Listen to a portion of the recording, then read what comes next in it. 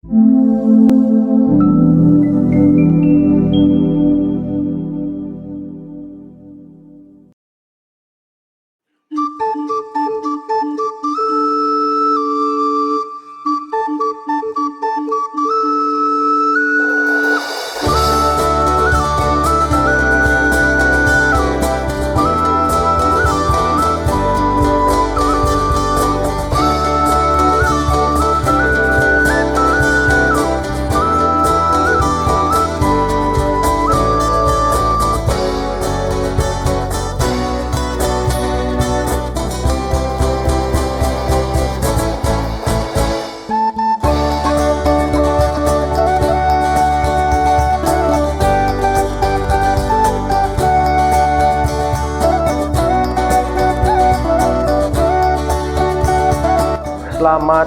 siang Bapak Ibu.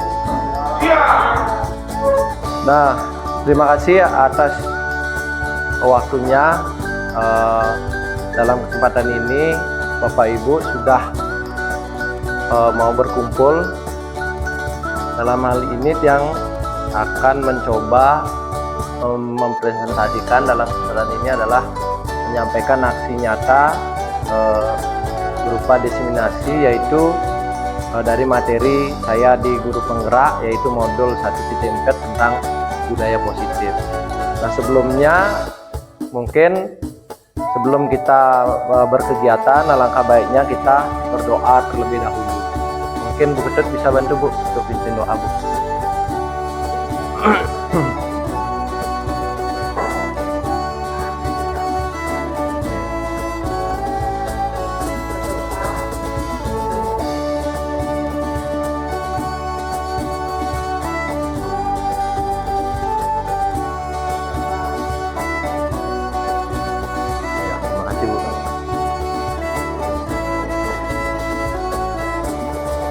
Saya ingin mengajak Bapak Ibu untuk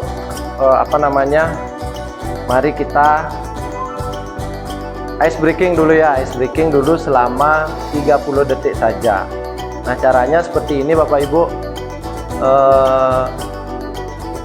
Saya ingin mengajak Ibu agar tidak sulit ini Bapak Ibu, tidak sulit, tapi cukup Bapak Ibu tersenyum, tidak menampakkan giginya tapi tersenyum. Nah, cara senyumnya adalah mungkin seperti Pak Bayu sudah tertawa, belum diajak untuk senyum sudah tertawa. Nah, tujuannya adalah memang seperti yang Pak Bayu lakukan. Nah, mungkin silakan cari mungkin pasangannya masing-masing ya, seperti contohnya coba Pak Ketut. Nah, coba saling berhadapan Pak. Ya, tidak usah kelihatan giginya, tidak usah. Nah, mungkin Bu Nyoman dengan Pak Alit, Bu Ketut dengan Bu Sure. Tapi ingat jangan raut mukanya tenje sebut kenten, tapi mekenyem. Nah, senyum. Coba dalam hitungan ketiga ya, dalam hitungan ketiga sesuai dengan emot niki senyum 1 2 3. Ya, senyum 1 2 3, senyum sambil tatap mata temannya.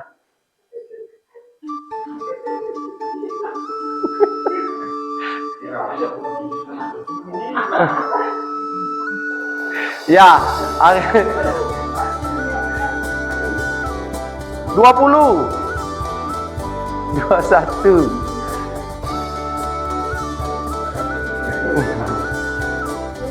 Sudah Bapak Ibu, ini Bu Suro dengan Bu Ketut cuma pandang-pandangan, nggak mau senyum. Ayo senyum dulu, senyum. Nah, biasanya kalau memang benar-benar mengikuti dari ice breaking itu, dari senyum terus senyum, akhirnya nanti Bapak Ibu akan menjadi tertawa seperti yang Pak Bayu lakukan tadi. Baru membayangkan saja Pak Bayu sudah tertawa seperti itu ya. Terima kasih Bapak Ibu. Beri salut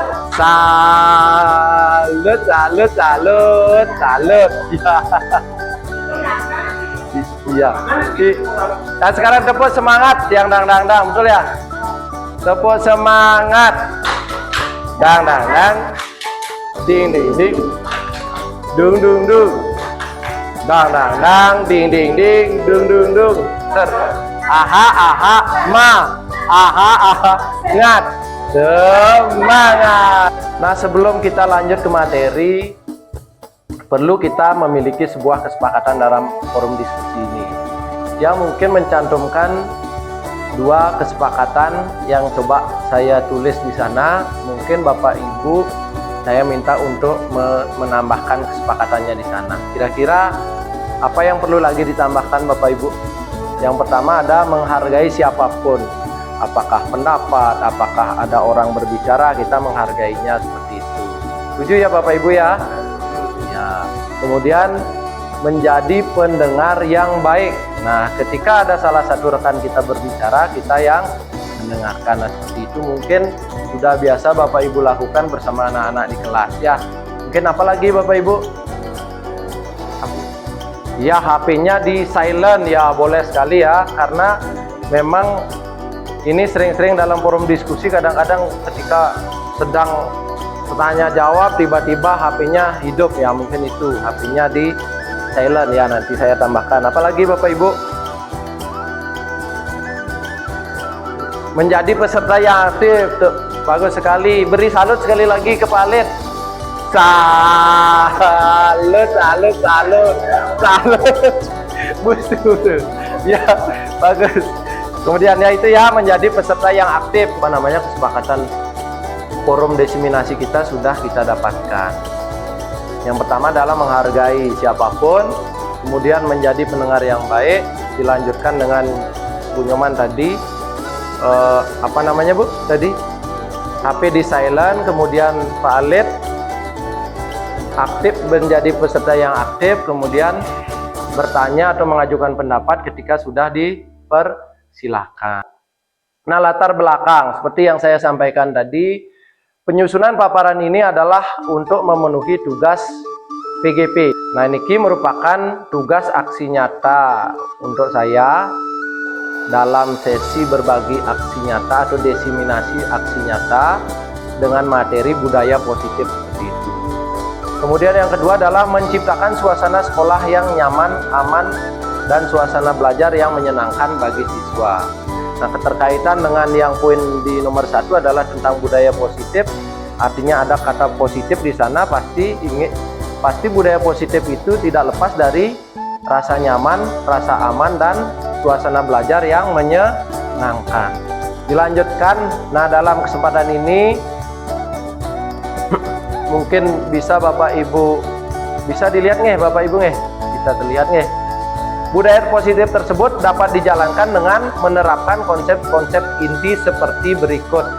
Nah, inilah yang menjadi tujuan tujuan atau materi dari apa yang akan Tiang paparkan pada kesempatan ini. Yang pertama adalah perubahan paradigma. Kemudian dilanjutkan dengan disiplin positif, motivasi. Kemudian ada perilaku manusia, ada keyakinan sekolah dan keyakinan kelas. Kemudian selanjutnya adalah kebutuhan dasar manusia. Dilanjutkan dengan posisi kontrol restitusi. Dan yang terakhir adalah segitiga restitusi. Sebelumnya Bapak Ibu yang berbicara di depan, statusnya saya bukan artinya menggurui Bapak Ibu, bukan mengajar Bapak Ibu, tapi saya dalam hal ini adalah sharing atau berbagi dengan Bapak Ibu apa yang materi yang saya dapatkan ketika mempelajari modul 1.4 di Guru Penggerak. Mari kita lanjutkan dengan yang pertama, yaitu perubahan paradigma. Sekarang posisi kita sebagai guru. Ya, dulu ketika kita sekolah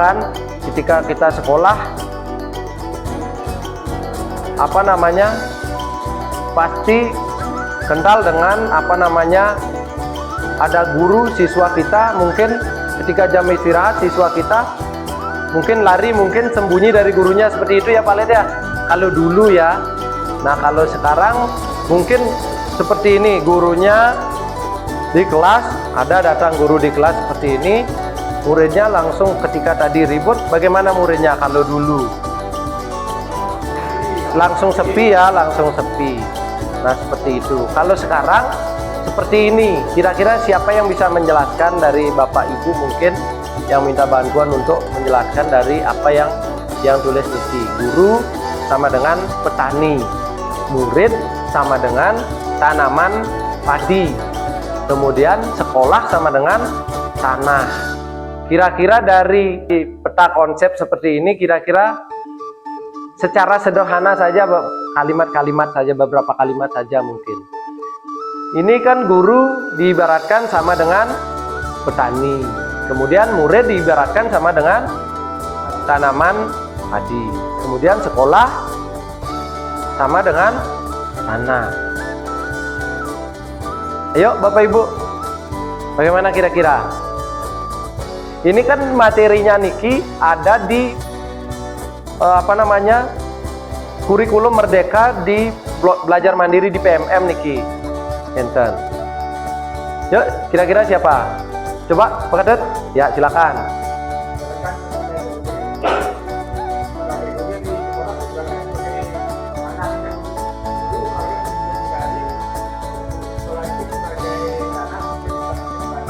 Ya. Siswa, oke.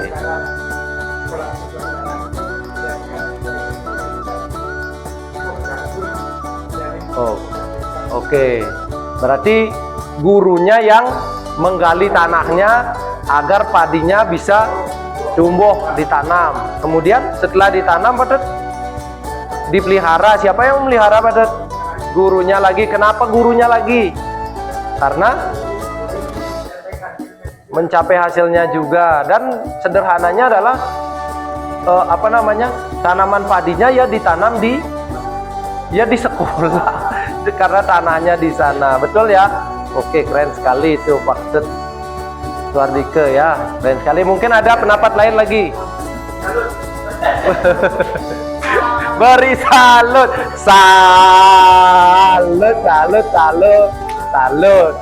Nah, dereng wenten lulus nih kita beri salut. Oke, kita lanjutkan. Nah, betul seperti apa yang disampaikan oleh Pak Kadut. Guru diibaratkan petani. Nah, mungkin di kelas mungkin di kelas 4 ya mungkin tanya Pak. Apakah sama karakternya antara Adi Dharma dan Pasa seperti itu Pak Lid? Beda antara Adi Dharma dan Dek Mei misalkan. Beda berapa ada siswa di kelas? Ada 9 orang, ke-9-nya juga berbeda. Mungkin ketika di kelas kita berikan pelajaran A untuk semuanya, apakah semuanya memperhatikan Pak? Belum tentu ya Pak Ded. Ya, saya juga seperti itu. Karena kita memiliki murid yang dari berbeda. Apanya yang berbeda? Karakternya yang berbeda. Karena kita tidak dapat menciptakan tanaman padi seperti yang Pak Kadut sampaikan tadi. Kita hanya bisa memupo lagi, memeliharanya. Bagus sekali betul ya Bu. Kemudian apalagi yang pertama kan menanamnya. Nah, seperti itu. Seperti itulah tugas kita guru, atau diibaratkan kita sebagai petani. Jika gurunya misalkan cuma tugasnya menanam saja tanaman padinya di tanah atau di sekolah, tugas saya sebagai guru adalah mengajar saja. Setelah itu, kira-kira bagaimana tanaman padi yang Bapak Ibu hasilkan? Kurang bagus ya Pak? Karena kurang dari apanya yang kurang? Iya, pemeliharaannya. Nah, sekarang betul sekali yang disampaikan Pak Putu. Nah, bibitnya padelen gitu. Kembali ke kalimatnya Pak Alit tadi. Padi itu ada berbagai macam jenisnya. Kebetulan Pak Alit ingin menanam padi dengan berbagai jenis, kan seperti itu. Tidak mungkin nanti pertumbuhannya padinya itu sama, walaupun diberikan misalkan, oh ini pupuk yang cocok untuk tanaman padi, semuanya disamakan seperti itu misalkan. Karena ada jenis-jenis yang padi yang ditanam di lahan cocok di lahan kering, kan seperti itu. Ya agak basah-basah seperti yang Pak Gede sampaikan. Ya, Nah seperti itulah penjelasan dari guru, murid, dan sekolah. Guru tugasnya hanya menuntun tumbuh kembangnya padi atau murid.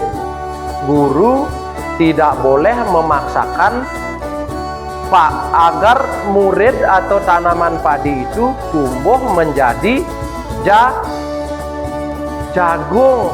Murid itu tanaman padi, mereka ketika ditanam oleh Pak Ketut tadi padi, dia akan tumbuh besar menjadi padi. Sekarang bagaimana dia akan tumbuh tergantung guru menanamnya di sekolah.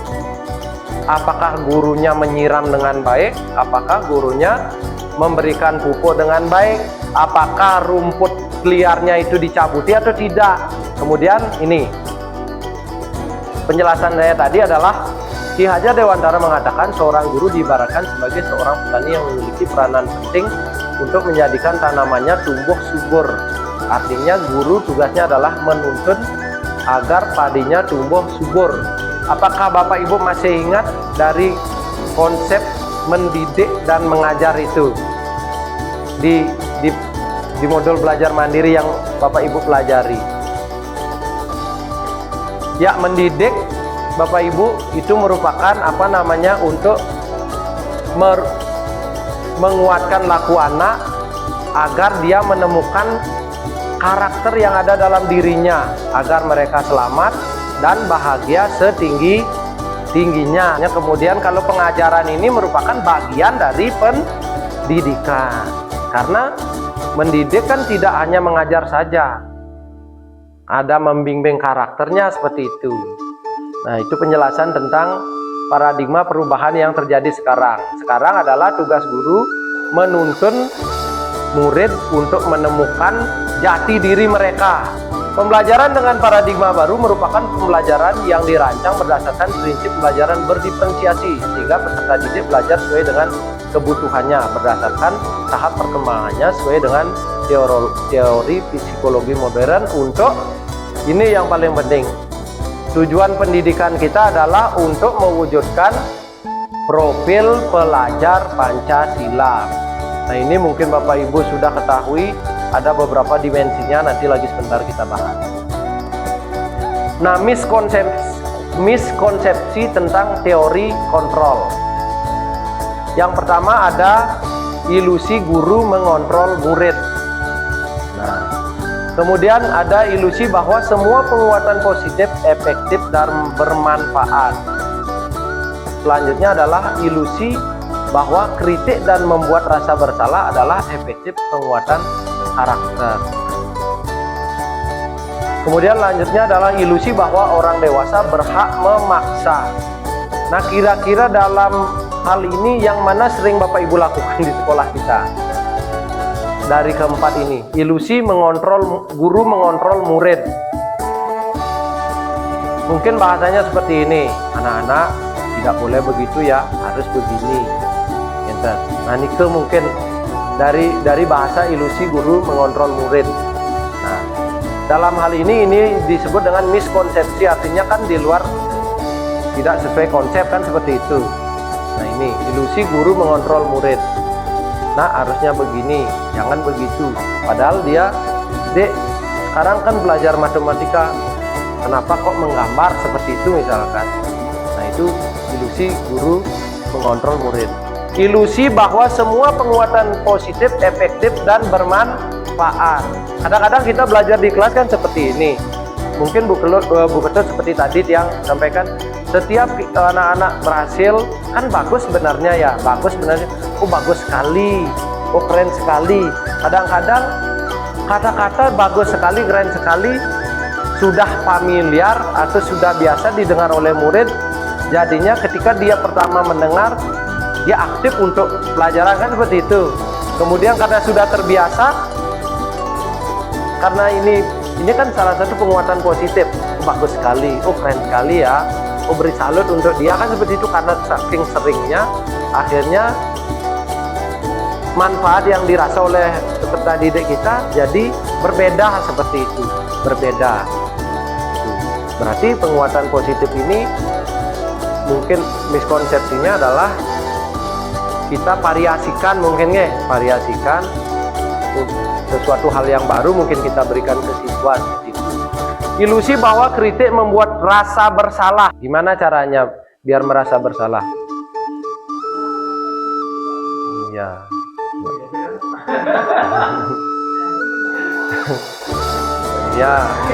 Ya mungkin seperti itu ya Budet. Seharusnya kamu bawa sikat gigi, sekarang kamu tidak bawa sikat gigi, kamu lihat teman-temanmu sudah bawa sikat gigi, kamu seperti ini, berarti kamu tidak taat aturan. Nah, mungkin kan merasa dia bersalah ya. Atau bahkan seperti yang sampaikan Pak Putu, yakin bahkan kalau murid kita sampai menangis, ya bahasa menuntun itu yang sudah kita pelajari di belajar mandiri itu jadinya menguap seperti itu. Kemudian dilanjutkan, ilusi bahwa orang dewasa berhak memaksa. Apakah kita sebagai guru berhak memaksakan murid kita? Harus nih pang bersih nih, harus gitu. Baiknya apa yang harus kita lakukan? Ini harus bersih, apalagi begini, harus bersiang nih nyampat angkat bersih. Yang menten bersihnya Bapak karawasin ini kati tengahi kentren misalkan. Ya seperti itu misalkan. Nah inilah ilusi bahwa orang dewasa berhak memaksa. Kan di perasaan murid kita kan seperti itu. Enak aduh guru nih. Jangan welangu nyanan ten membersih kan seperti itu ya. Nah itu. Sebenarnya yang terjadi sekarang, nah ini lanjutan dari budaya positif paradigma perubahan adalah stimulus respon seperti tadi yang saya tanyakan ke Pak Alit. Realitas kita sama. Kita berikan materi bahwa anak-anak semuanya harus bisa menghafalkan perkalian 9 itu misalkan. Padahal ada murid yang dia memang lambat dalam hal perkalian. Nah seperti itu harus dirubah sekarang dari stimulus respon menjadi teori kontrol. Nah seperti nomor 1, menganggap murid kita sama semua. Perkalian 9 harus hafal semua perkalian 9. Padahal kita bisa ubah menjadi hal berbeda, ya kan? Sesuai dengan kemampuan murid kita. Ada yang lambat menerima, ada yang cepat. Mungkin si A kita berikan perkalian 9, si B perkalian 2 misalkan yang lambat. Nah seperti itu. Realitasnya adalah kita berbeda kalau kita menerapkan teori kontrol. Semua orang melihat hal yang sama, setiap orang memiliki gambaran berbeda. Mungkin dari apa yang Tiang sampaikan, mungkin ini, oh saya punya pandangan lain, itu diterima Bapak Ibu. Itu diterima dan tidak ada yang menyalahkan. Mungkin ada yang dari murid Bapak Ibu, coba ini Bapak punya angka 2, coba kerjakan biar dapat hasil 2. Kan boleh 5 kurang 3 boleh tidak Bapak Ibu? Boleh. Atau apalagi 1 tambah 1 kan boleh. Nah itulah mungkin maksudnya ini. Setiap orang memiliki gambaran berbeda atau mempunyai pandangan yang berbeda. Yang penting tujuannya adalah ke hal yang tepat, yaitu mewujudkan profil pelajar Pancasila. Dalam teori kontrol, tidak ada orang yang bisa mengontrol kita. Hanya kita sendiri yang dapat mengontrol kita. Seperti itu. Semua punya kontrolnya masing-masing dari dirinya sendiri, dari intrinsiknya sendiri. Yang lebih penting dalam budaya positif ini adalah lebih mengedepankan kolaborasi. Seperti tadi, mungkin kita duduk bersama ini bukan merupakan paksaan, tapi merupakan sebuah kolaborasi. Seperti itu. Yang pola pikirnya adalah model berpikir menang kalah. Nah ini nanti ada dalam segitiga restitusi nanti nih. Pertama kan begini, jika ada kasus si A mendorong si B sampai si B terjatuh seperti itu. Jadi apakah si B setelah melaporkan nanti si A dimarahi oleh gurunya, jadinya si B yang menang. Nah seperti itu di stimulus respon. Sekarang di teori kontrol, bagaimana biar berpikir itu menjadi menang-menang. si A tidak merasa disalahkan, si B juga tidak merasa tertekan, dia juga merasa terlindungi seperti itu. Nah, itu yang disebut dengan model berpikir menang-menang. Bapak Ibu yang ada seperti ini, coba dikepalkan tangan Bapak Ibu seperti ini. Nah, ini mungkin salah satu teori kontrol kita. Nah, sekarang mungkin apa yang Bapak Ibu genggam ini adalah merupakan sesuatu yang sangat berharga bagi Bapak Ibu. Coba sekarang Bu Ketut, coba minta dibuka itu miliknya Bu Nyoman. Dikasih tidak oleh Bu Nyoman? Ya, diminta seperti itu. Oh, kalau dikasih berarti Bu Nyoman memberikan izin untuk Bu Ketut mengontrol milik berharganya Bu Nyoman. Ya, coba Pak Bayu, coba sampai dipaksa mungkin Pak Ketut. Ya, siapa yang coba? Ya, kenapa tidak mau Pak Ketut? Iya, karena itu memang barang berharga. Yang bisa mengontrol barang saya ini adalah diri saya sendiri. Pak Bayu tidak boleh tahu. Nah, mungkin murid kita ada yang seperti pendiam seperti itu. Dia punya sesuatu yang dia simpan dalam hatinya.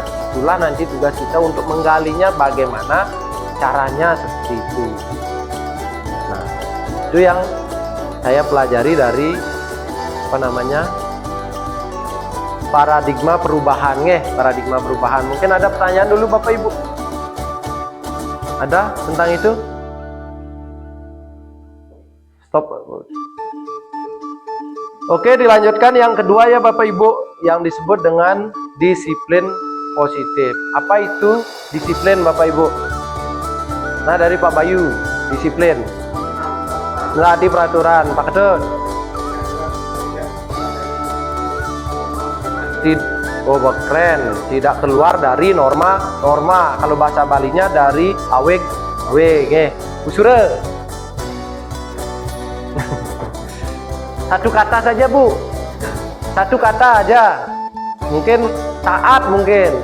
Oke Bu Ketut, sesuai dengan aturan. Bu Nyoman, tertib, bagus. Palit, wah keren sekali. Pak Putu, patuh, oke keren. Semua itu adalah disiplin ya, semua itu adalah disiplin. Nah, disiplin positif berasal dari kata disiplina yang artinya belajar. Setuju ya Bapak Ibu ya?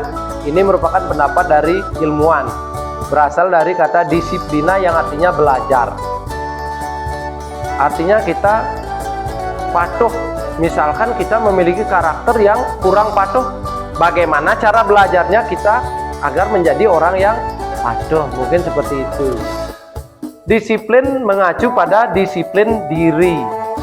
Ya, walaupun aturannya dibuat seperti itu, tidak boleh begini, tidak boleh begitu, tapi kan tetap diri kita sendiri yang mendisiplinkan diri kita. Diri kita yang mendisiplinkan diri kita. Itu yang dilakukan berdasarkan nilai-nilai yang diyakini. Disiplin positif merupakan cara penerapan disiplin yang mengajarkan anak bertanggung jawab dan menumbuhkan kesadaran diri berdasarkan nilai-nilai kebajikan. Nah, kira-kira Bapak Ibu tahu tidak yang pernah dengar tentang yang namanya nilai-nilai kebajikan universal? Pernah dengar Bapak Ibu? Nilai kebajikan universal. Artinya seperti ini, nilai-nilai kebajikan universal itu adalah nilai-nilai kebajikan yang kita anut setiap hari, dan diakui oleh masyarakat yang luas. Contohnya napi, misalkan Pak Bayu pasti punya nilai kebajikannya sendiri yang paling Pak Bayu ada dalam dirinya. Apa kira-kira? Satu nilai kebajikan saja. Contohnya begini, kalau saya memiliki nilai kebajikan itu adalah tanggung jawab. Itu kan sudah biasa. Ini pun salah satu contoh dari nilai kebajikan tanggung jawab. Misalkan dalam hal ini mengerjakan tugas dengan tanggung jawab, ke sekolah dengan tanggung jawab, seperti itu. Mungkin dari Pak Bayu, kerja keras, oke, itu kan salah satu juga nilai kebajikan. Pak Ketut, toleransi, Bu Sure. Iya Pak Alit, kejujuran, oke, kesabaran, oke. Bu Ketut, disiplin boleh Bu.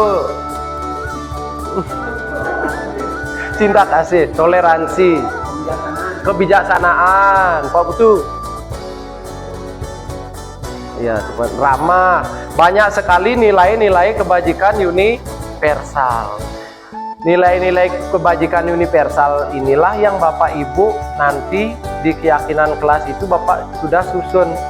Itu yang diperjelas lagi seperti itu. Tanggung jawab, misalkan murid kita tanggung jawab dalam hal apa? Misalkan disiplin dalam apa? Misalkan disiplin menghargai waktu, seperti itu. Nah, inilah nilai-nilai kebajikan universal ini.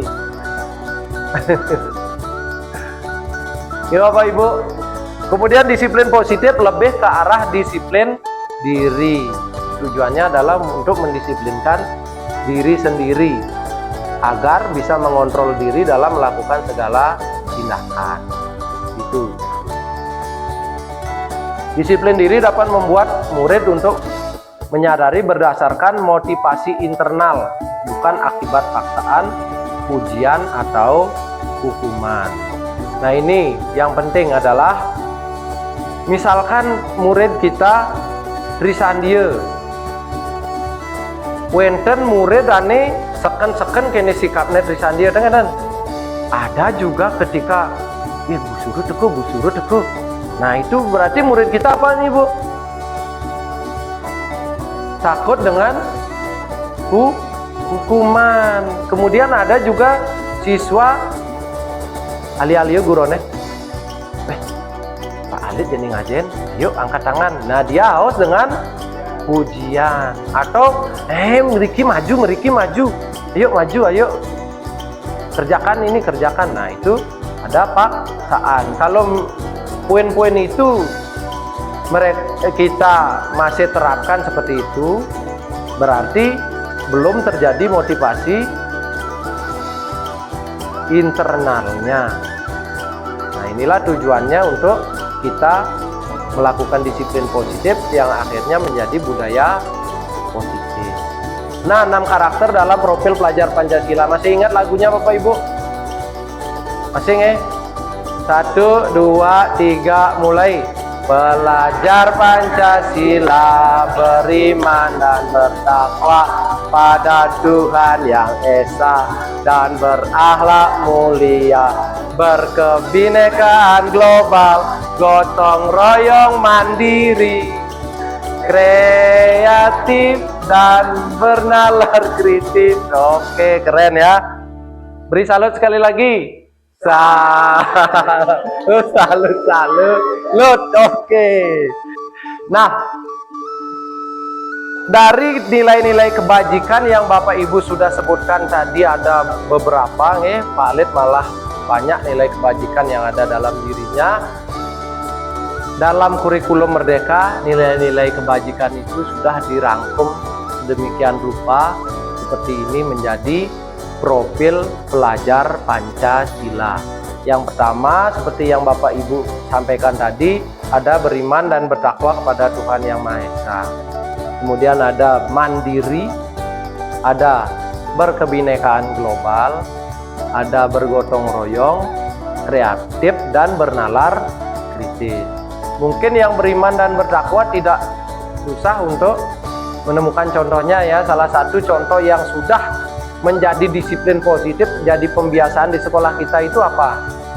Trisandie, atau berdoa ketika mulai pelajaran, kita selesai pelajaran, atau memperingati hari-hari keagamaan tertentu. Kalau mandiri, napi nih Bu? Kalau mandiri, ya mengerjakan tugas sendiri. Begitu juga murid kita kan memang mandirinya adalah tanpa diantar orang tuanya ke sekolah, mereka bertanggung jawab untuk sekolah. Itu juga salah satu contoh mandiri. Kalau berkebinekaan global, bagaimana kira-kira? Inilah contohnya kita untuk diajak untuk saling menghargai, menghormati. Misalkan adat Busuro di Pesangkan berbeda dengan di Batu Gede. Walaupun kita tidak kita tidak diminta untuk mengadopsi itu, tapi kita tetap menghargai. Misalkan salah satu contoh, logat di sini kan berbeda Bu, dengan dijual lagi atau dengan di Pesangkan kan sangat berbeda. Ada yang bilang DJ itu dinken. Akhirnya kita kan berbicara itu. Nah, inilah salah satu poin berkebinekaan global yang awalnya kita tidak bisa memahaminya, akhirnya ngerti, kita jadinya belajar. Kemudian bergotong royong sudah sering kita lakukan ya, bersama untuk anak-anak kita, ini sudah biasa. Bergotong royong atau nama lainnya adalah kolaborasi. Nah, dalam pelajaran ataupun dalam kita cinta lingkungan kita sudah terapkan. Kreatif.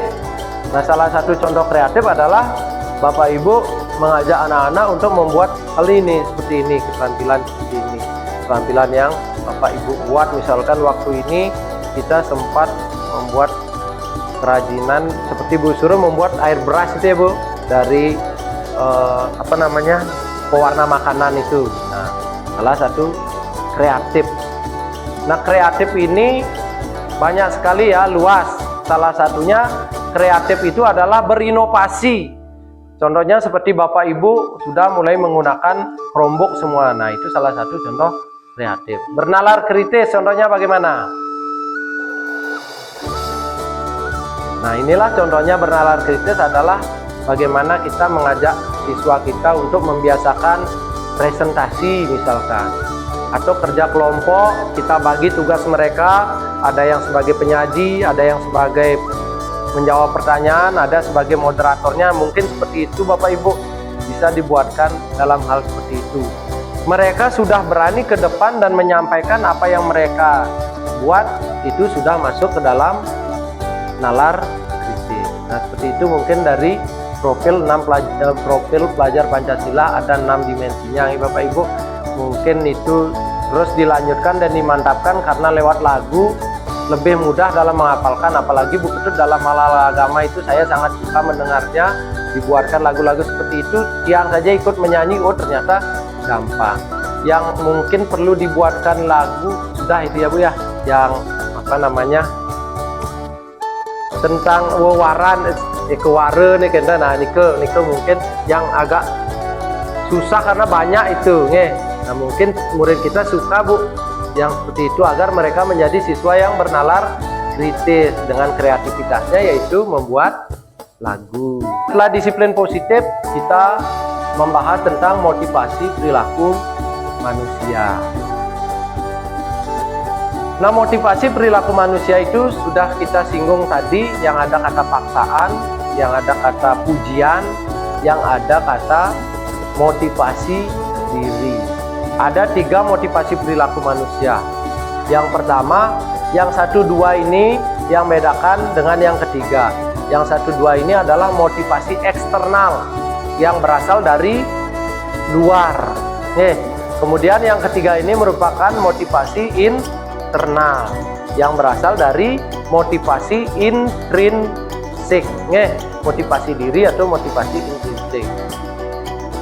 Kira-kira dalam 3 perilaku manusia atau 3 motivasi perilaku manusia, mana yang Bapak Ibu sudah terapkan dalam hal ini?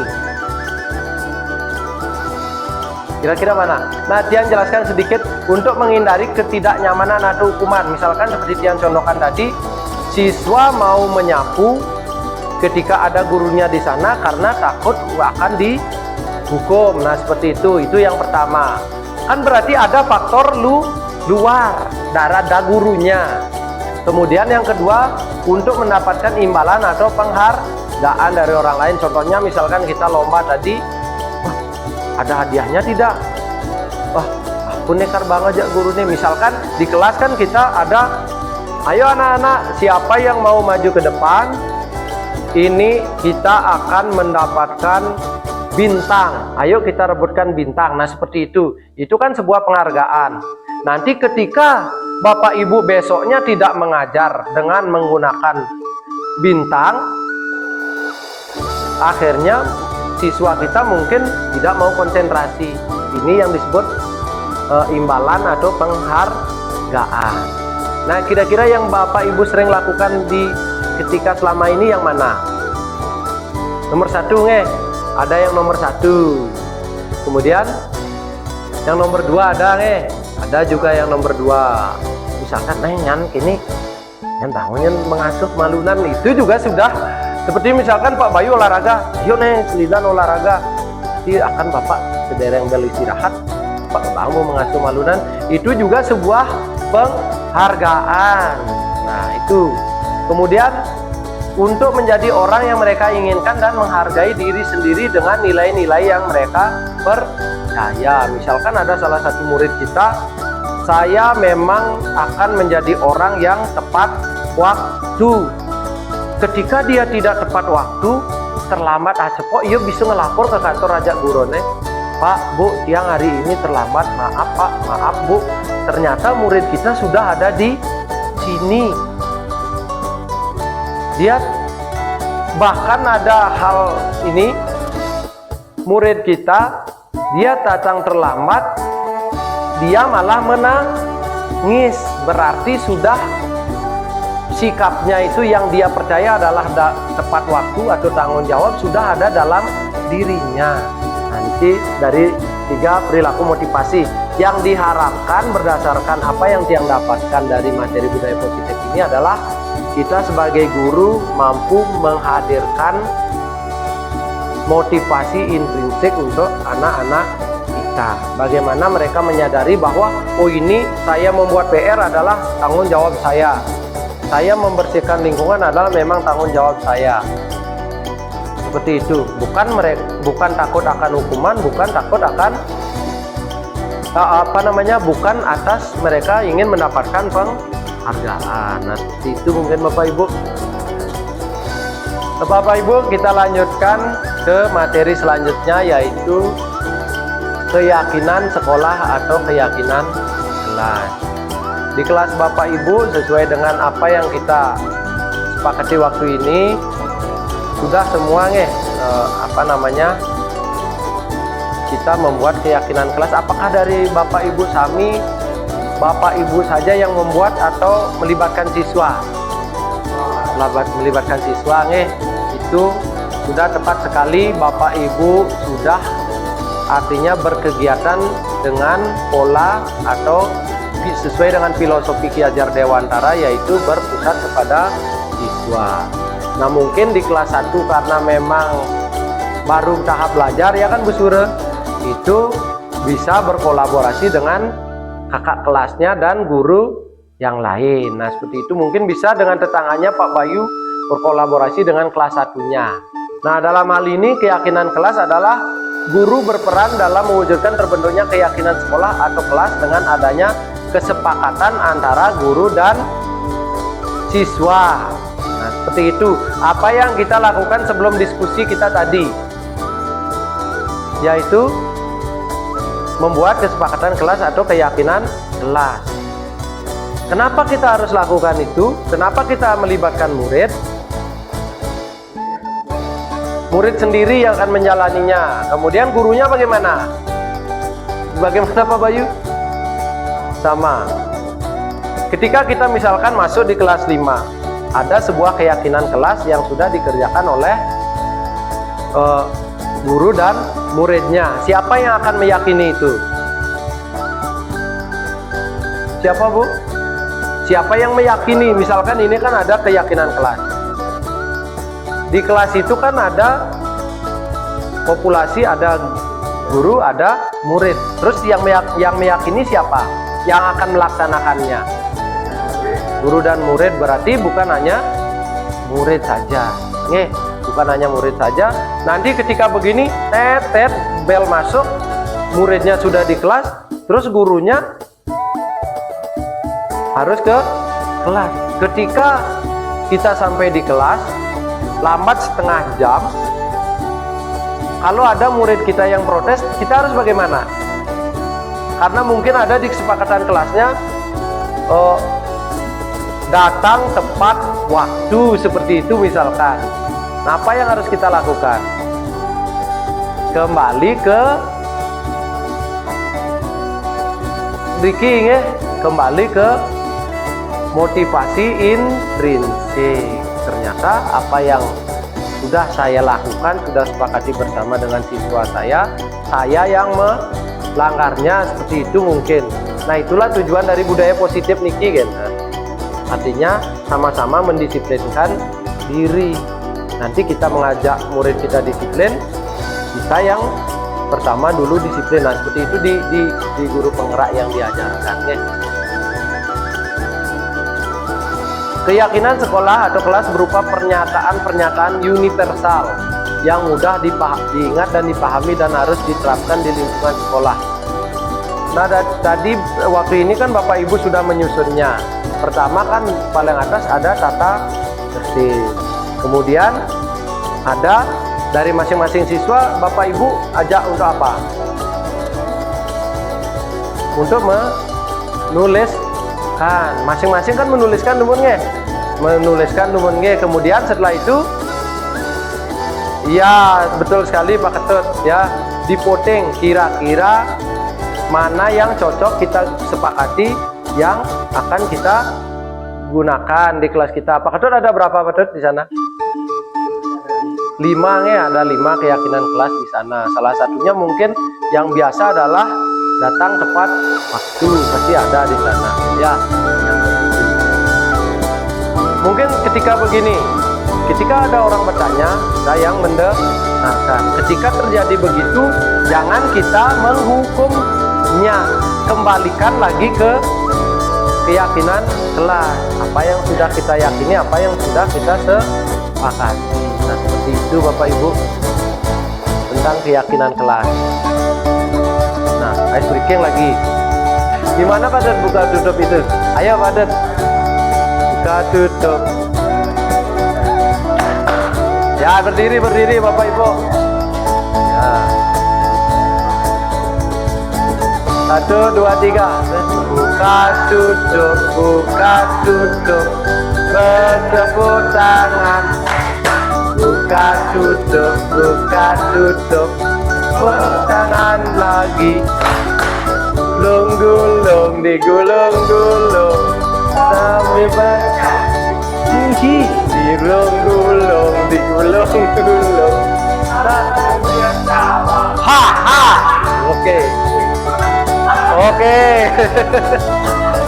Buka tutup, bertepuk tangan. Buka tutup lagi. Gulung-gulung, digulung-gulung sambil senyum. Digulung-gulung, gulung-gulung lalu tertawa. Oke, keren ya. Keren ketua kelas kita Pak Ketut. Oke, kita lanjutkan lagi, yaitu tentang kebutuhan dasar manusia. Mungkin Pak Alif punya kebutuhan Pak. Besar kebutuhannya ya. Masing-masing punya kebutuhan yang besar. Nah, kawan ini ada kebutuhan. Nah, yang kita bahas kali ini adalah kebutuhan dasar manusia. Ya, ini juga penting kita pelajari untuk peserta didik kita. Kebutuhan, bagaimana Bapak Ibu? Kebutuhan adalah seperti yang sudah kita biasa pelajari untuk menerapkannya kepada anak-anak kita. Kebutuhan adalah, iya, betul sekali Pak Ketut. Ya, ini juara 1 ini. Kebutuhan adalah betul sekali segala sesuatu yang kita lakukan untuk memenuhi apa yang kita inginkan. Berarti apa yang kita lakukan, kita ada di sini pasti memiliki sebuah tujuan. Ya, sebuah sebuah tujuan. Misalkan sekarang, kenapa Bu Ketut di sekolah, Bu? Mengajar, salah satu tujuannya. Kemudian ada lagi Bu tujuan lain? Pasti ada di balik itu. Bekerja untuk memenuhi kebutuhan. Iya, salah satunya untuk mendapatkan gaji, kan seperti itu Bu. Mendapatkan upahnya inilah untuk memenuhi kebutuhan. Nah, kan seperti itu. Ada namanya semua usaha-usaha yang kita lakukan untuk bisa kita penuhi dengan baik. Usaha-usaha yang kita lakukan itu adalah usaha terbaik agar mampu menghasilkan sesuatu yang baik juga.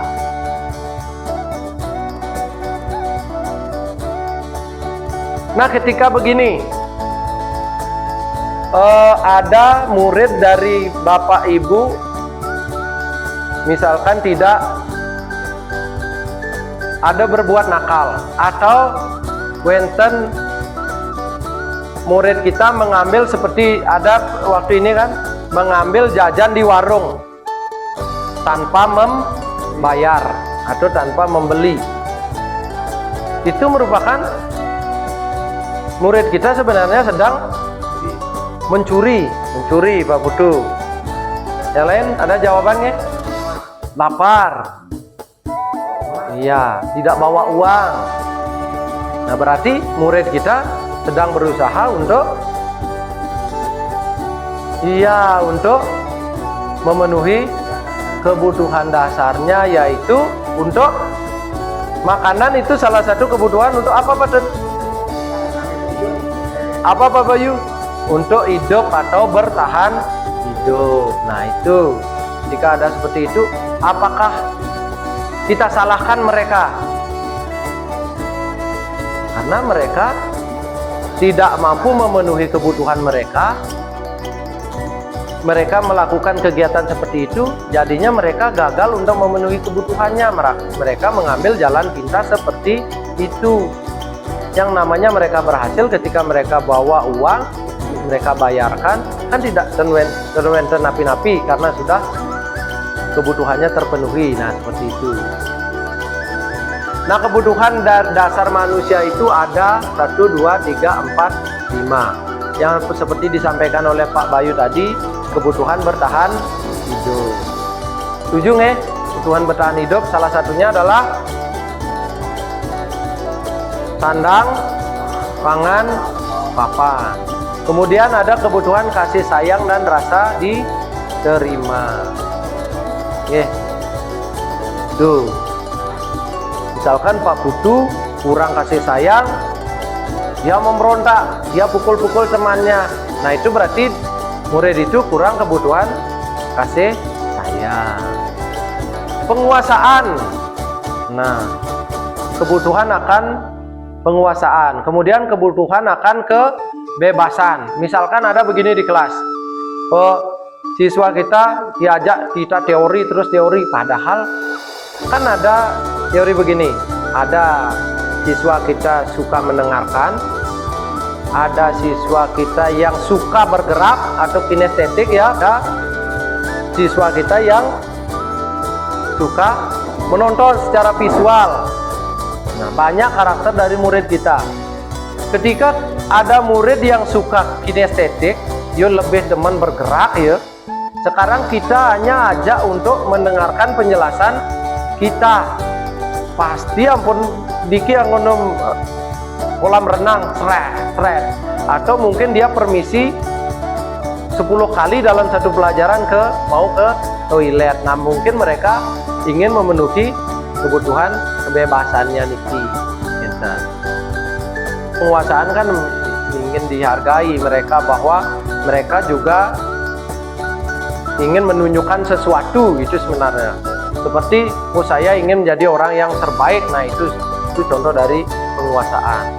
Kemudian kesenangan, kita ajak serius, terus kembali kepada konsep yang awal, bahwa kita diajarkan atau diajak untuk menciptakan suasana belajar yang menyenangkan, karena tujuannya adalah untuk memenuhi salah satu kebutuhan dasar manusia, yaitu kesenangan. Seperti itu. Nah ini Bu, ada kasus Ibu Sure, guru wali kelas 1, sedang bingung menghadapi ulah salah satu murid di kelasnya yang bernama Purte. Berapa anak telah mengeluhkan Purte yang seringkali meminta bekal makan siang mereka dengan paksa. Jika Anda menghadapi situasi seperti Ibu Sure, apa yang akan Anda lakukan? Menurut Anda kira-kira apa alasan Putra melakukan hal itu? Mungkin kasus ini kaitkan dengan ini Bapak Ibu. Ya, ini kan kasusnya bersifat umum nggih. Bisa saja Putra, coba misalkan kaitkan dengan niki Bapak Ibu. Kira-kira apa jawabannya? Niki kan poin utamanya adalah Putra mengambil bekal temannya. Kira-kira kebutuhan akan bertahan hidup, gimana penjelasannya? Nah, dia mungkin contohkan seperti ini. Putra ingin memenuhi kebutuhan bertahan hidupnya karena dia tidak bawa bekal dan dia merasa lapar. Akhirnya dia ingin memenuhi kebutuhan bertahan hidupnya. Akhirnya karena tidak bawa uang jajan, dia mengambil bekal temannya. Nah mungkin kalau kasih sayang dan rasa diterima gimana? Dari kasus tadi mungkin. Kan niki kasusnya secara umum niki. Kira-kira bagaimana? Ya, dari temannya mungkin kan jemake makanannya mungkin ten ajenge jak Putra kan, engkebango mungkin ya dene kan nak Putra tuh yang mencelap ke kelas pasti kan jadinya dia diperhatikan oleh temannya. Keren sekali betul. Kemudian penguasaan gimana niki?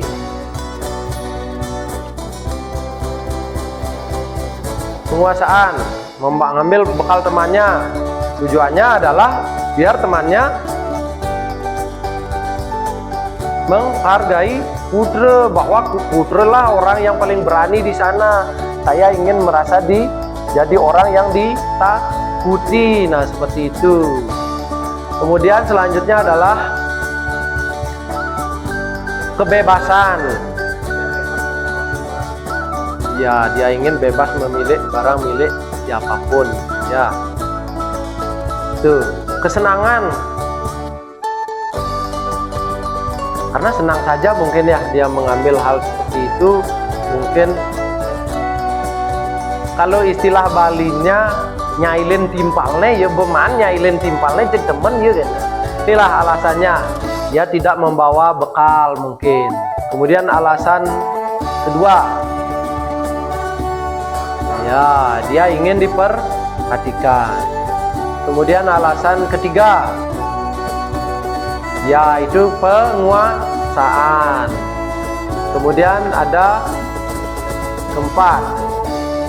Nah, mungkin dari orang tuanya di rumah dia dibekali terus telur dadar, terus gerang, dua nikingnya timpalnya bervariasi terus tiap hari. Dia merasa bosan. Kemudian dia menikmati ekspresi wajah teman-temannya yang kesal. Kadang-kadang kan ada murid kita yang seperti itu. Wah, ya paling alien bekalnya kan. Itu. Mungkin itulah kebutuhan kesenangannya. Oke, seperti itu ada 5 kebutuhan dasar manusia. Selanjutnya adalah posisi kontrol atau restitusi.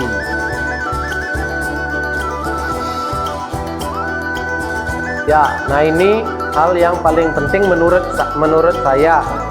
Kenapa budaya positif ini menurut saya sangat berharga ilmunya? Karena ini yang kita dapat hubungan dasar manusia, posisi kontrol, segitiga restitusi, ada disiplin positif.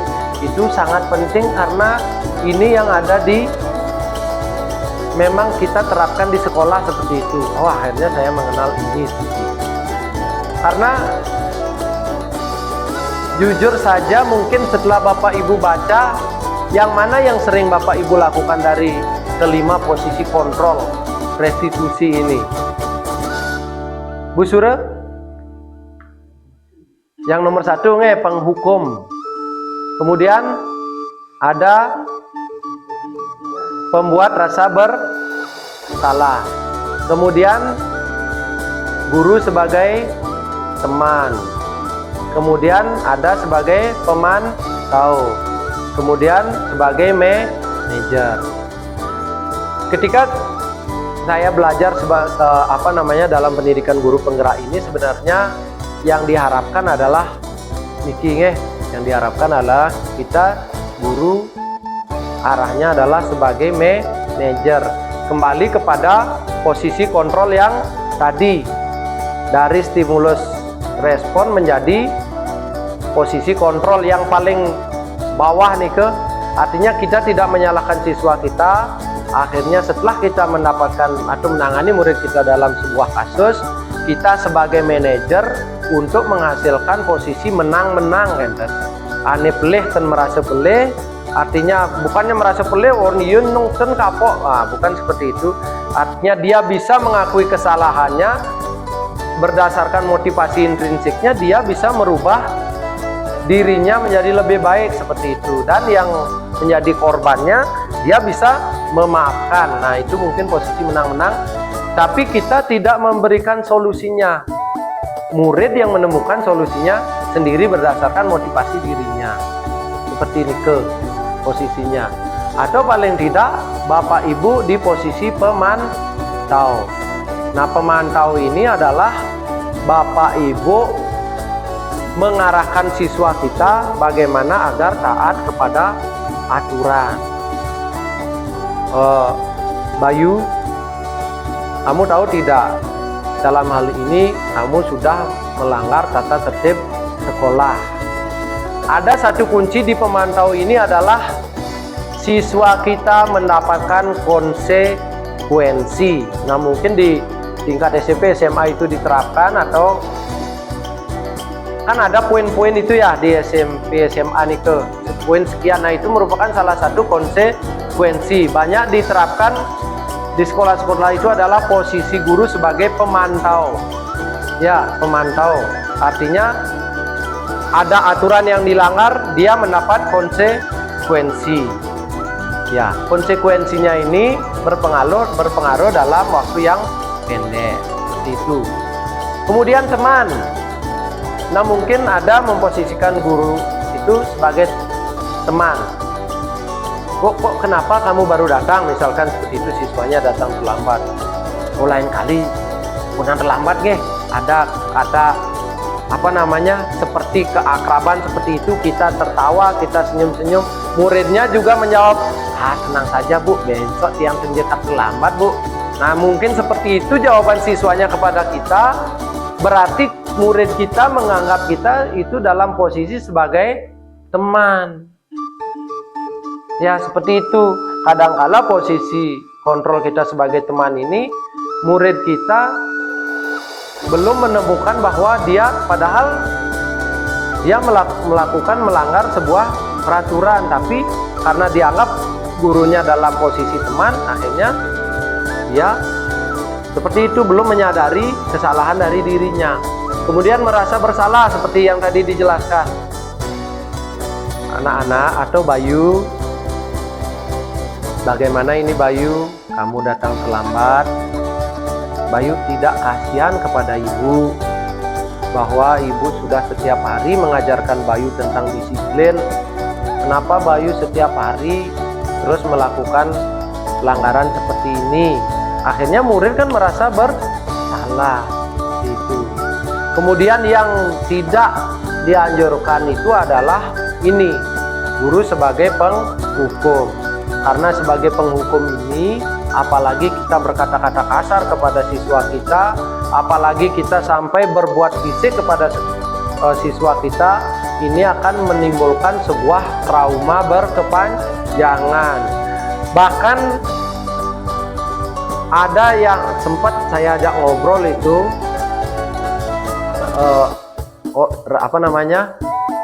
teman saya, dia ingat gurunya waktu SD karena gurunya sebagai posisi penghukum.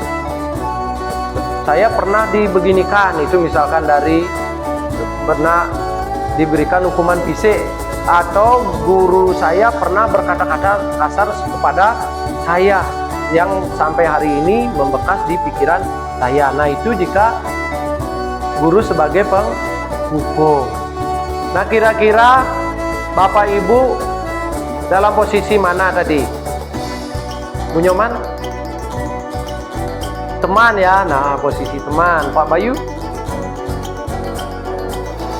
Teman. Pak Ketut? Memantau. Oke, keren sekali Pak Ketut.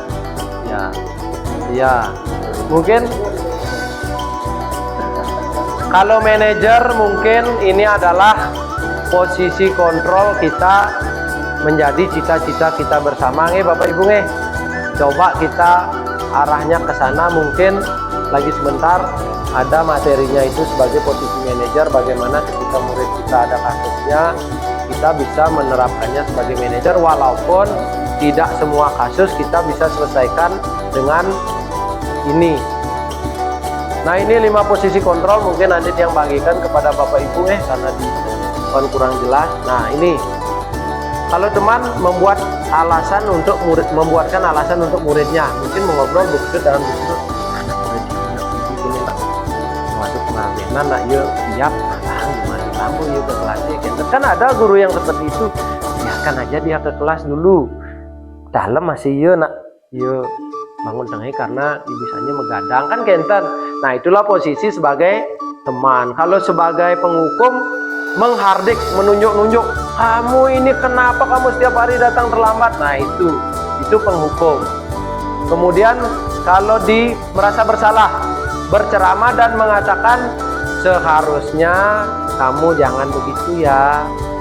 Nah, ibu kecewa sekali sama kamu. Nah, itu misalkan karena kamu sering sekali datang terlambat. Nah, itu membuat rasa bersalah. Kengken caranya muridnya pang jek merasa ya pelih ente, tapi gurunya merasa benar ente.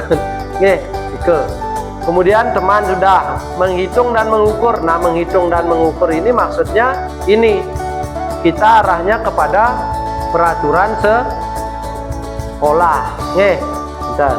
Kemudian kalau manajer, kita mengajukan pertanyaan-pertanyaan positif yang mampu menguatkan, mampu menggali murid kita agar mereka mau berterus terang dan bisa mereka mengutarakan pendapat dan bisa memperbaiki perilakunya itu. Oke Bapak Ibu iki. Posisi kontrol restitusi. Nah, seperti yang Bapak Ibu sudah simak tadi, di antara kelima posisi kontrol tersebut, yang paling pas kita lakukan adalah posisi manajer. Dalam menangani kasus, kita tanya-tanya kepada murid kita, pertanyaannya pun jangan sampai membuat murid kita merasa bersalah, tapi berupa pertanyaan-pertanyaan positif. Nah, seperti itu.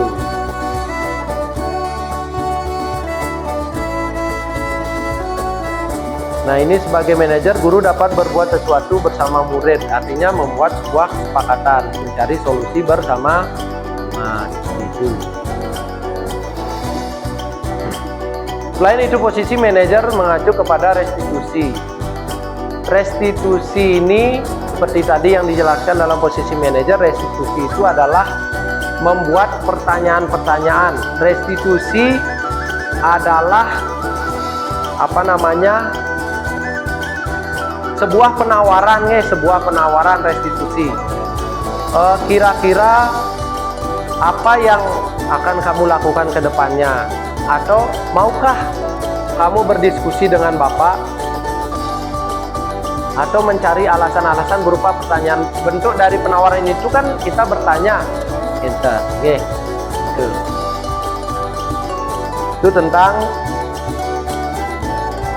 restitusi. Nah, sekarang dilanjutkan dengan segitiga restitusi ya Bapak Ibu. Nah, segitiga restitusi apa yang sudah kita bahas tadi, yaitu tentang restitusi, kita memberikan penawaran-penawaran berupa pertanyaan-pertanyaan kepada kita dengan tujuan murid kita bisa menemukan motivasi intrinsiknya, bisa mereka menguatkan dirinya sendiri dan kita memberikan penguatan juga kepada mereka. Nah, seperti itu. Nah, segitiga restitusi itu ada 3 langkah-langkahnya atau 3 tahapan-tahapannya. Kenapa disebut segitiga restitusi? Karena ada 3 tahapannya seperti itu. Yang pertama ada menstabilkan identitas. Kemudian dilanjutkan ada validasi tindakan yang salah. Kemudian ada menanyakan keyakinan kelas.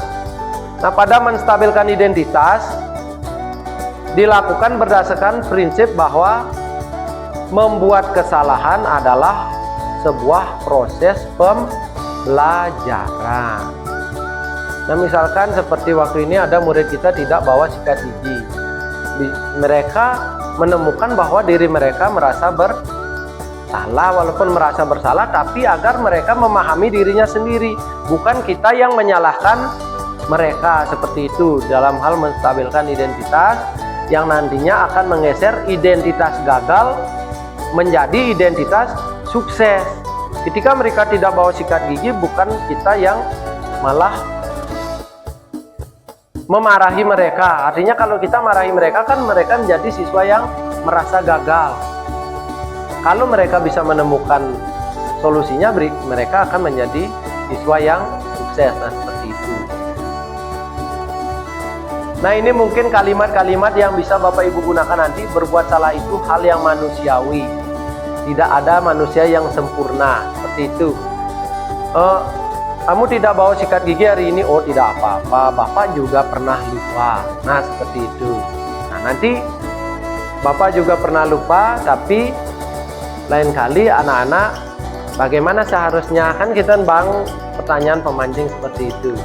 Manusia yang sempurna kita pasti bisa menyelesaikan permasalahan ini. Nah, seperti itu. Tidak tertarik. Hal yang perlu Bapak lakukan dalam menemukan kasus siswa kita adalah anggap saja kita tidak tertarik untuk menyalahkan mereka, tapi kita ajak mereka untuk memecahkan solusinya. Seperti itu dalam menstabilkan identitas. Kemudian yang kedua adalah validasi tindakan yang salah. Pada validasi tindakan yang salah dilakukan berdasarkan prinsip bahwa perilaku berupaya memenuhi suatu kebutuhan tertentu. Ya, berarti dalam validasi tindakan yang salah mungkin kita arahkan pertanyaan-pertanyaan kita bahwa mereka melakukan sesuatu hal yang tidak sesuai, berarti mereka berusaha ingin memenuhi kebutuhan 5 dasar tadi, 5 kebutuhan dasar manusia tadi.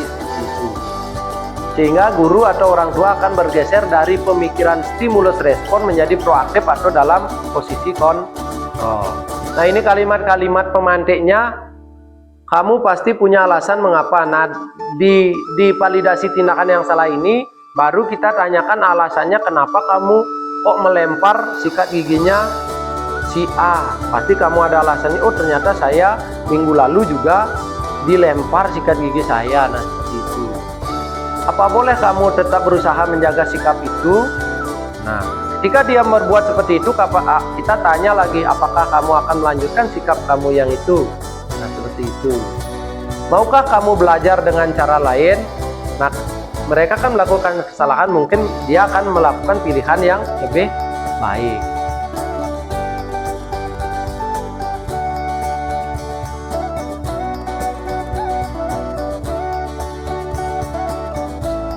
Yang lagi satu ada menanyakan keyakinan, ya Bapak Ibu. Menanyakan keyakinan itu kita hubungkan ke sini, ya Bapak Ibu. Keyakinan kelas, misalkan ada siswanya Pak Ketut di kelas 3 melanggar. Nanti kita berikan pertanyaan sesuai dengan keyakinan kelas yang sudah disepakati. Seperti itu.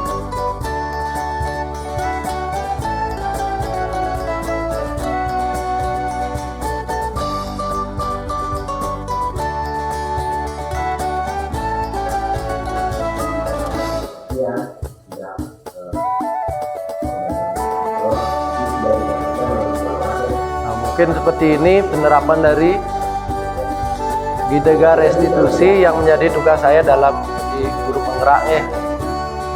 Mungkin dalam suatu waktu mungkin Bapak Ibu bisa menerapkannya secara sederhana mungkin.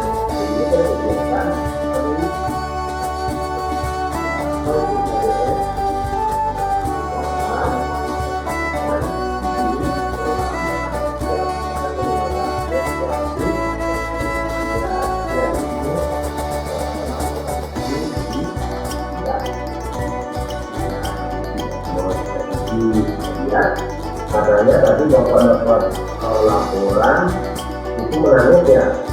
Kenapa itu menangis sih?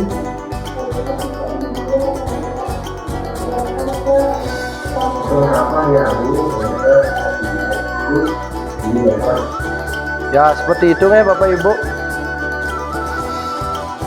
Nah demikian yang bisa saya sampaikan. Tadi Bapak Ibu sudah berdiskusi, mungkin tanya jawabnya tadi sudah langsung dalam penyampaiannya tadi, sampai dengan yang pembelajaran kita dari awal sampai dengan akhir. Mungkin ada yang kurang jelas juga dari penyampaian saya dalam kesempatan ini, bisa Bapak Ibu tanyakan ya, atau Bapak Ibu mungkin bisa mengajukan pendapatnya. Mungkin dari Pak Ketut ada Pak? Ada pertanyaan ya? Betul, mungkin ada yang kurang jelas. Nah Ibu Nyoman, Mas Pak Putu ada Pak? Belum. Pak Alit? Udah ya. Pak Bayu mungkin? Ya karena tidak ada pertanyaan dan materi kita sudah juga berakhir dan Bapak Ibu juga sudah sampai kepada segitiga restitusi, itu materinya yang terakhir. Terima kasih saya ucapkan kepada Bapak Ibu semua sudah mau berpartisipasi dalam kegiatan pengimbasan aksi nyata budaya positif ini. Dan akhir kata sebagai kesimpulannya adalah seorang guru yang baik harus memiliki kemampuan dalam mewujudkan budaya positif. Budaya positif tersebut dapat dijalankan dengan menerapkan konsep-konsep inti yang seperti dijelaskan tadi. Yang pertama adalah disiplin positif, ada motivasi perilaku manusia, kita bisa melakukan keyakinan sekolah nantinya, kita sepakati kan sudah ada keyakinan kelas, nanti kita akan usahakan atau upayakan untuk membuat kesepakatan atau keyakinan sekolah. Kemudian kita juga harus mampu mengetahui kebutuhan dasar manusia dari siswa kita. Selanjutnya adalah posisi kontrol restitusi, dengan harapan kita bisa mencapai di posisi manajer atau paling tidak di posisi pemantau. Itu harapan kita bersama. Kemudian jika ada kendala atau masalah dari murid kita, bisa kita menerapkan segitiga restitusi, yaitu menstabilkan identitas, langkahnya validasi tindakan yang salah, dan menanyakan keyakinan kelas kita. Nah itu saja Bapak Ibu. Akhir kata saya tutup dengan terima kasih, karena tadi kita awali dengan doa, mari kita juga tutup dengan doa bersama. Silakan Bu Ketut.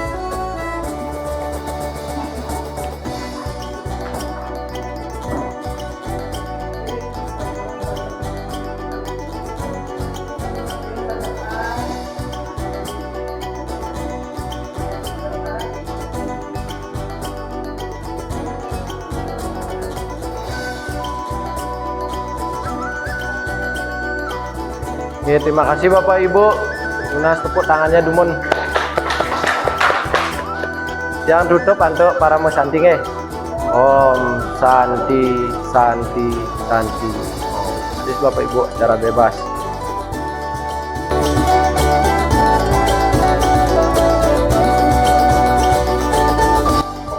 Om Swastiastu. Perkenalkan, nama saya Imade Bayunirata. Saya merupakan salah satu guru di SD Negeri 7 Duda Timur, sekaligus sebagai rekan sejawat dari Bapak Komang Juniawan selaku CGP Angkatan 11. Nah, dari kegiatan diseminasi yang saya ikuti yang diselenggarakan oleh Bapak Komang Juniawan tentang budaya positif, dari paparan yang disampaikan, saya sebagai guru akhirnya tahu bahwa posisi sebagai guru itu adalah sebagai manajer, yaitu berposisi untuk memanage para siswa. Posisinya yaitu sebagai kontrol. Nanti kedepannya saya sebagai guru nantinya bisa menerapkan budaya positif tersebut kepada peserta didik saya, bahwa fungsi guru itu adalah untuk mengontrol peserta didik, bukan untuk sebagai pemberi hukuman atau hanya melibatkan kesalahan siswa. Nah, sekian dari saya. Terima kasih. Om Santi Santi Santi Om. Om Swastiastu, perkenalkan nama saya Ninyoman Rukini, guru kelas 2 yang mengajar di SD 7 Negeri 7 Duda Timur, yang merupakan teman sejawat dari Bapak Komang Juniawan yang merupakan CGP Angkatan ke-11. Hari ini saya akan menyampaikan setelah mengikuti diseminasi yang disampaikan oleh Bapak Komang Juniawan tentang keyakinan kelas, bahwa kita sebagai guru dalam menyampaikan keyakinan kelas di kelas yang diajarkan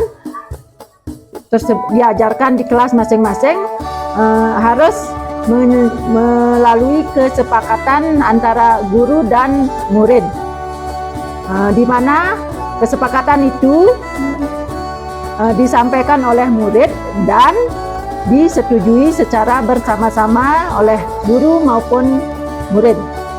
Hanya itu yang bisa saya sampaikan. Terima kasih. Om Santi Santi Santi Om.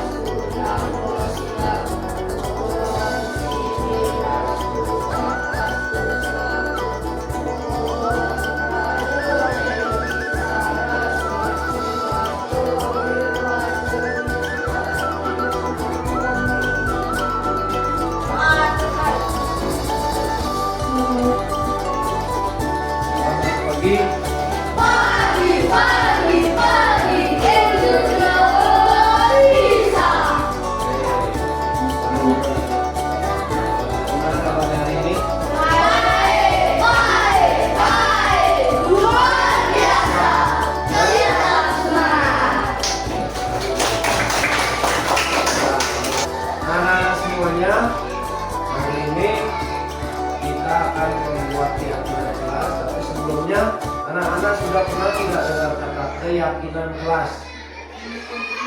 Belum ya? Kemudian Bapak ingin tanya, ada yang tidak pernah mengajar atau ada yang pernah tidak mengajar KPR? Pernah ya? Nah, ada yang ketika di kelas itu tidak mau menjawab pertanyaan. Nah, ini yang sering terjadi. Ya, tidak menjawab. Oke. Anak-anak, kira-kira begini, Bapak contohkan sesuatu ya. Kita akan mencari sebuah nilai-nilai yang ada dalam diri kita, yaitu tentang, kalau Bapak sebut itu adalah nilai kebajikan ya. Misalkan contohnya Bapak, kalau Bapak nilai yang ingin Bapak tanamkan di diri Bapak adalah nilai tanggung jawab. Nah, kira-kira Bapak ingin tahu kepada anak sendiri nilai apa yang ingin anak-anak tanamkan kepada dirinya. Ayo, katakan dulu. Siapa yang mau? Hendrawan? Keberanian. Priska? Apa? Menghargai waktu gitu ya. Terus disiplinan bagus sekali, keren sekali. Kesetiaan ya. Iya, betul sekali, menghargai orang lain saat berbicara, bagus sekali kamu ya. Menolong orang lain. Nah, itulah yang akan kita jadikan sebuah keyakinan kelas nanti sebentar ya. Anak-anak, pengertian keyakinan kelas itu adalah berarti sesuatu yang kita yakini, sesuatu yang kita akan lakukan. Nah, contohnya seperti yang lalu sampaikan tadi, menghargai orang lain ya, menghargai orang lain saat berbicara atau saat mereka melakukan sesuatu. Bagaimana kita menghargainya, bukan hanya kata tapi dalam misalkan ada Bapak berbicara, kamu berbicara di sana, Bapak menghargai. Nah, itulah yang akan kita tuliskan lagi sebentar. Kita sepakati, kita yakini, dan kita laksanakan bersama-sama. Bisa ya? Oke. Anak-anak kan sudah tahu kan ada peraturan atau tata tertib yang berlaku di sekolah kita. Siapa yang sudah sempat membaca yang ada di lapangan? Tangan. Siapa yang belum? Oke, kalau begitu coba berdiri, ikuti Bapak sini. Yuk, ikuti. Baca saja.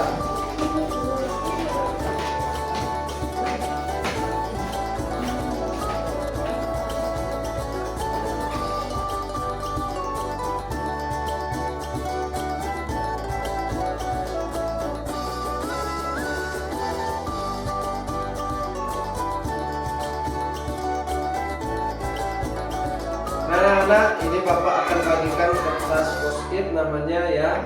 Nanti anak-anak akan membuat peraturan yang anak-anak baca tadi di luar, dituliskan di sini menjadi sebuah kalimat, boleh kalimat keyakinan kelas untuk mereka sendiri ya.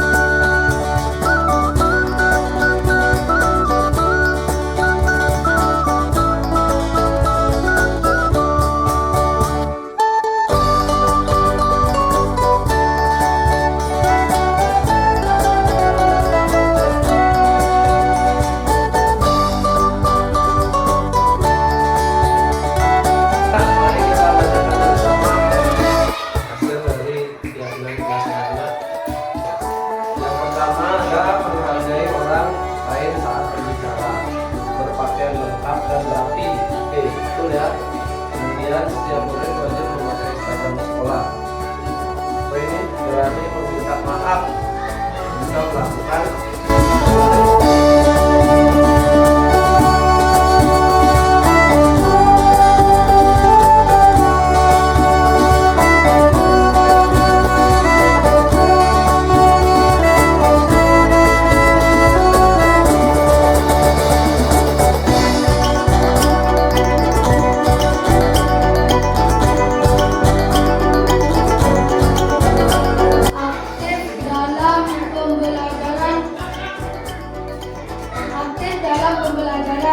jawab setuju kalau setuju ya.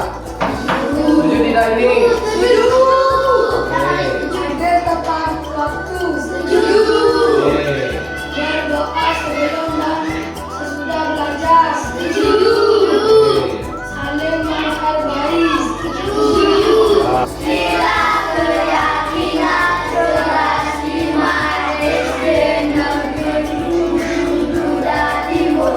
Bisa. Ini dengan Salam lagi, lawe. Oke, silakan anak-anak boleh istirahat.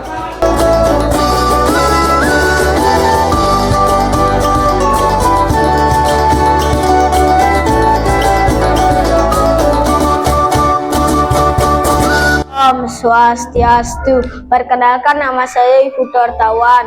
Saya siswa kelas 5 SD Negeri 7 Duda Timur. Saya senang sekali membuat keyakinan kelas dengan Pak Komang dan teman-teman. Saya akan menerapkan keyakinan kelas itu dengan baik. Sekian dari saya. Om Santi Om. Om Swastiastu. Perkenalkan, nama saya Ani Putri Natasha Putri. Saya dari kelas 5 SD Negeri 7 Duda Timur. Saya bersemangat membuat keyakinan kelas dengan Pak Komang dan teman-teman. Saya jadi tahu nilai-nilai kesepakatan kelas dengan baik. Sekian dari saya. Terima kasih Om. Santi Om.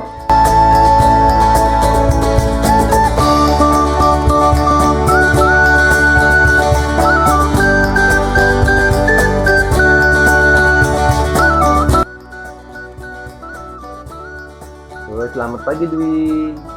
Nah, terima kasih ya sudah mau datang ke kantor. Tadi sudah disampaikan oleh ketua kelas ya. Bapak minta untuk Dwi datang ke sini ya. Nah, kira-kira Dwi tahu tidak kenapa Bapak panggil di sini? Tidak ya. Nah, tadi kan Bapak dapat informasi dari ketua kelasnya. Katanya hari ini kan kegiatan apa Dwi? Iya, apa itu KGS? Usaha kesehatan gigi sekolah. Nah, sekolah kita kan menyelenggarakannya setiap hari Jumat ya. Tapi hari ini Bapak dapat laporan itu Dwi tidak membawa sikat gigi. Kemudian katanya tadi Bapak dapat laporan Putu menangis ya. Kenapa Putu menangis Dwi? Karena sikat giginya saya lempar ke tong sampah ya. Ternyata sikat giginya Putu dilempar ke tong sampah. Kenapa Dwi? Kira-kira kalau Bapak boleh tahu, ada apa sebenarnya kok sampai Dwi melempar sikat giginya Putu sampai Putu menangis? Kenapa kira-kira? Karena sikat gigi saya dilempar sama Putu. Kapan dilempar sama Putu Dwi? Minggu lalu. Jadinya sekarang ketika Putu bawa sikat gigi, Dwi melemparnya seperti itu ya. Artinya sebagai pembalasan artinya ya. Nah, kalau Bapak pun misalkan seperti di posisi Dwi ketika minggu lalu Dwi bawa sikat gigi kan, kemudian dilempar juga sikat giginya Dwi tanpa sebab, Bapak pun juga pasti akan marah, merasa kesal, kan itu perasaannya Dwi ya. Tapi dalam hal ini Bapak tidak ingin menyalahkan Dwi, Bapak juga tidak ingin menyalahkan Putu. Bapak ingin menemukan solusi dari permasalahan yang dihadapi. Yang pertama kan Dwi tidak bawa gigi, kemudian Dwi melempar sikat giginya Putu. Nah, yang pertama dulu deh, kenapa kira-kira Dwi kok sampai tidak membawa sikat gigi Bapak?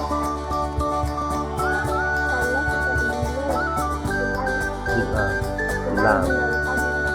Waktu dilempar dengan Putu, jadinya sekarang tidak bawa. Ya, kemudian yang kedua, kenapa kok sampai Dwi punya inisiatif melempar sikat giginya Putu? Kenapa? Alasannya dari Dwi kenapa?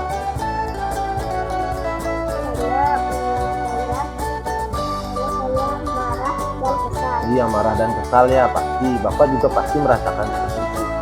Nah, waktu ini kan Bapak sudah ajak Dwi bersama teman-teman membuat keyakinan kelas, kesepakatan kelas ya. Kira-kira keyakinan kelas yang Dwi langgar dari kegiatan pertama dulu, Dwi tidak membawa sikat gigi, apa kira-kira keyakinan kelas yang Dwi langgar? Kedisiplinan, bagus sekali ya. Nah, kemudian dari kejadian yang kedua, kira-kira keyakinan kelas kita yang sudah kita sepakati, apa yang Dwi langgar itu? Kejadian yang Dwi melempar sikat giginya Putu. Saya tidak Ya.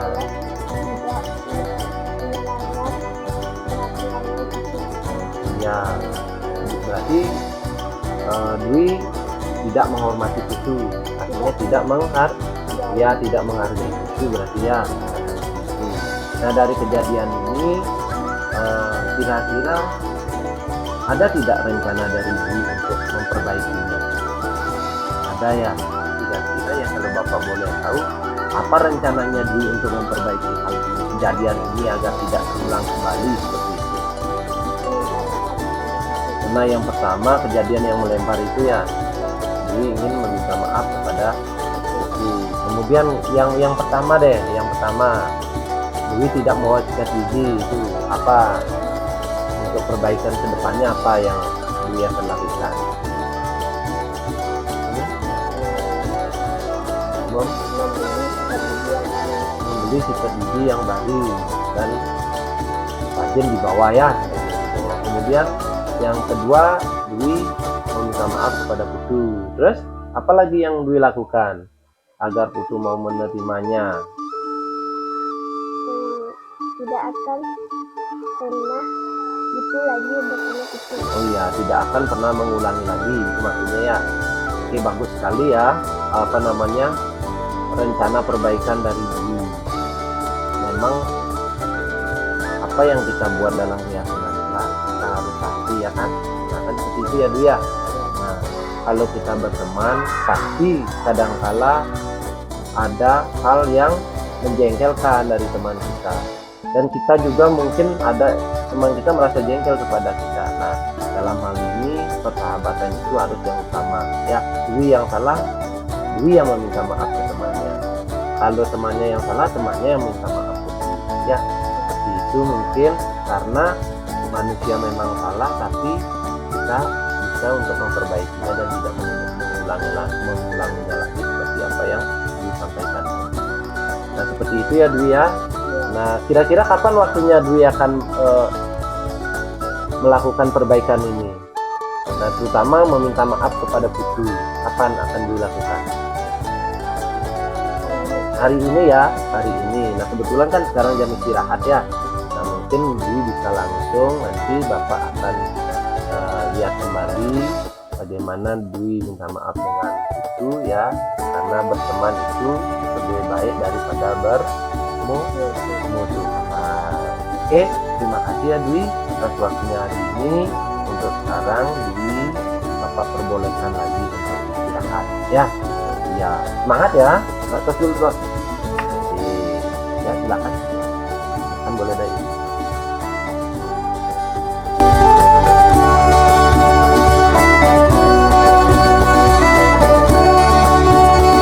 Om Swastiastu. Perkenalkan, nama saya Rikadi Bidantari.